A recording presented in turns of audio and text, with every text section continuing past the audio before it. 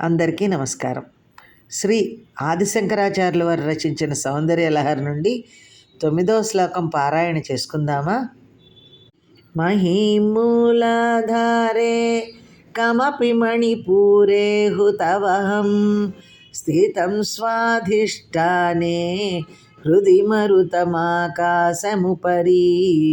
మనోపి భ్రూమధ్యే సకలమపి భిత్వా కులపథం సహస్రారే పద్మే సహరహసి పత్యా విహరసే అంటూ ఈ శ్లోకం గురించి చెబుతూ, తల్లి జగజ్జనని మూలాధార చక్రమందు పృథ్వీతత్వమును, మణిపూరమందు జలతత్వమును, స్వాధిష్టానమందు అగ్నితత్వమును, హృదయమందలి అనాహతమందు వాయుతత్వమును, విశుద్ధి యందు ఆకాశతత్వమును, భ్రూమధ్యమందుండు ఆజ్ఞాచక్రమందు మనస్తత్వమును, ఈ విధముగా సుషుమ్నా మార్గమునంతటను భేదించుకొనుచూ పోయి చిట్ట చివరకు సహస్రార కమలమందు ఒంటరిగా ఉన్న నీ పతి అయిన సదాశివునితో కలిసి రహస్యముగా విహరించుచున్నావు కదా దేవి.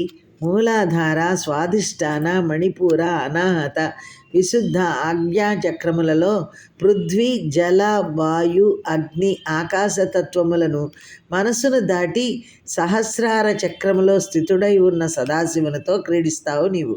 ఈ విద్యను గురుముఖముగా సాధించిన వారు మాత్రమే నిన్ను చేరగలరు.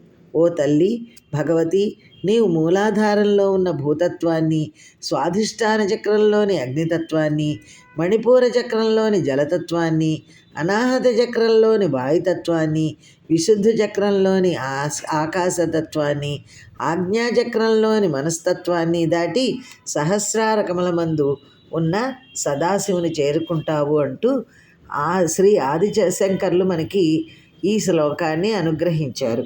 ఈ శ్లోకం మనం నిత్యపారాయణ చేసుకునేటప్పుడు దేశాంతర్గతులైన వారు తిరిగి వస్తారనమాట.